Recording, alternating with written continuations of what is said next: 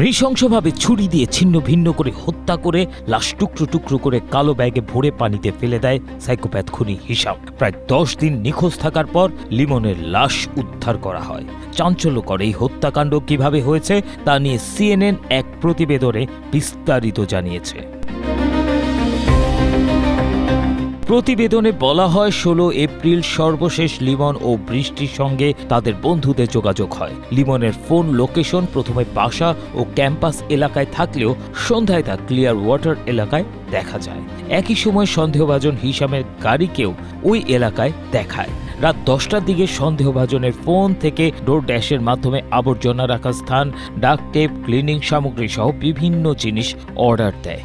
একই রাতে সন্দেহভাজন আসামি হিশামের রুম থেকে কার্ডবোর্ডের বাক্স অ্যাপার্টমেন্ট কমপ্লেক্সের ময়লা ফেলা স্থানের দিকে নিয়ে যেতে দেখা যায়। হিশাম আবু ঘরবে চ্যাটজিপিটির কাছে জানতে চেয়েছিলেন, হিলসবোরো রিভার স্টেট পার্কে কি গাড়ি তল্লাশি করা হয়?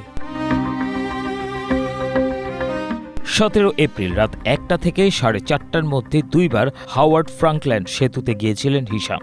এর মধ্যেই লিমন ও বৃষ্টিকে পাওয়া যাচ্ছে না বলে পুলিশের রিপোর্ট করা হয়। 22 এপ্রিল তদন্তকারীরা সন্দেহভাজনের মায়ের সঙ্গে কথা বলেন। তার মায়ের ভাষ্য অনুযায়ী তার ছেলে আগে রাগ নিয়ন্ত্রণের সমস্যায় ভুগতেন এবং পরিবারের সঙ্গে সহিংস আচরণ করতেন।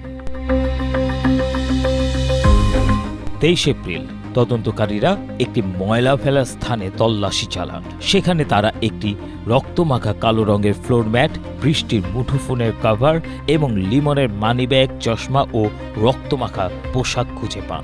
জিজ্ঞাসাবাদে হিশাম বারবার ভিন্ন ভিন্ন তথ্য দেন। প্রথমে তিনি দাবি করেন তিনি কখনো ক্লিয়ার ওয়াটারে যাননি। পরে স্বীকার করেন মাছ ধরার জায়গা খুঁজতে গিয়েছিলেন। আরও পরে বলেন লিমন ও তার বান্ধবীকে সেখানে পৌঁছে দিতে গিয়েছিলেন। এপ্রিল 24 হাওয়ার্ড ফ্রাঙ্কল্যান্ড সেতুতে তল্লাশি চালিয়ে কালো রঙের একটি আবর্জনার ব্যাগে লিমনের মরদেহ খুঁজে পায় গোয়েন্দারা। আবু ঘরবে হিশামের ফোনের তথ্য অনুযায়ী 17 এপ্রিল ওই জায়গাতেই থেমেছিলেন তিনি।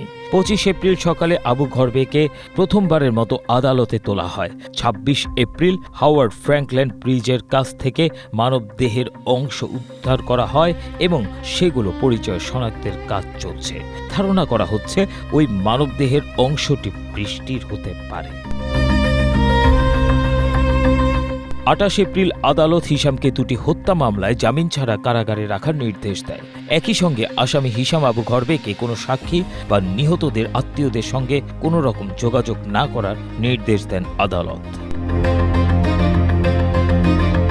ABM Asaduzzaman, Asia post.